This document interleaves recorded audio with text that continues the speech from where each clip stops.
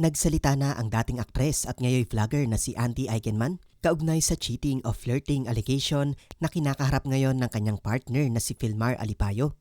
Matatandaang kamakailan lang ay nag-viral ang isang video ni Filmar Alipayo na kuha ng isang tiktokeris na si Krisa Liaging. Mapapanood sa nasabing video na nakikipag-usap itong si Krisa sa asawa ni Andy na si Filmar at sa kalagitnaan ng video ay makikitang itinaas ni Filmar ang kanyang braso na tila ba pinapakita niya ang kanyang katawan kay Krisa na hinawak-hawakan naman ng nasabing tiktokeris. Agad na binigyan ito ng mali siya ng mga netizens at sinabing nakikipag-flirt daw si Filmar sa nasabing babae. At ngayon nga ay hindi na nakapagtimpi si Andy Eigenman at nagsalita patungkol sa kumakalat na viral video ng partner niya. Sinupalpal ni Andy ang nasabing tiktokeris na si Krisa na ayon sa kanya ay on purpose daw na gumawa ng issue para lang sa social media attention o clout chasing. Inedit-edit daw ang video para gawing malaswa gayong hindi naman. Narito ang full statement ni Andy.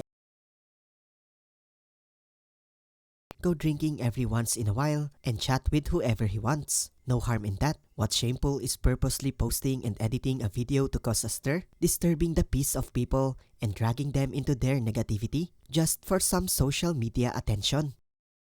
So base sa naging statement ni Andy Eigenman, itinatanggi niyang nakikipag-flirt si Filmar Alipayo sa nasabing video. Tiwala siya sa kanyang partner at sa naging paliwanag nito sa kanya regarding the incident.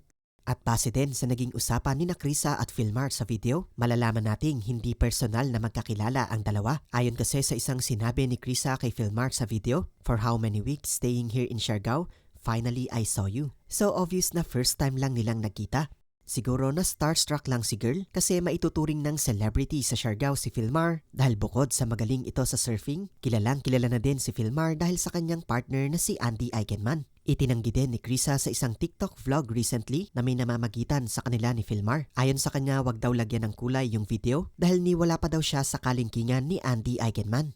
Yung nasabing viral video ay deleted na rin mismo at re-uploads na lang yung mga nagkalat online. So dahil na rin sa statement ni Andy at sa statement ni girl, mapapatunayang walang flirting o cheating na naganap sa video. Tila inassume lang ito ng madla pero ang katotohanan ay non-issue pala ito. Samantala, narito naman ang naging komento ng mga netizens. Andy is getting a dose of her own medicine on media fabrication and manipulation and finds that dishonesty is actually very unpleasant. Hindi pala masaya kapag ang armas na ginamit mo para sirain ang iba, babalik para maningil sa'yo. What goes around, comes around.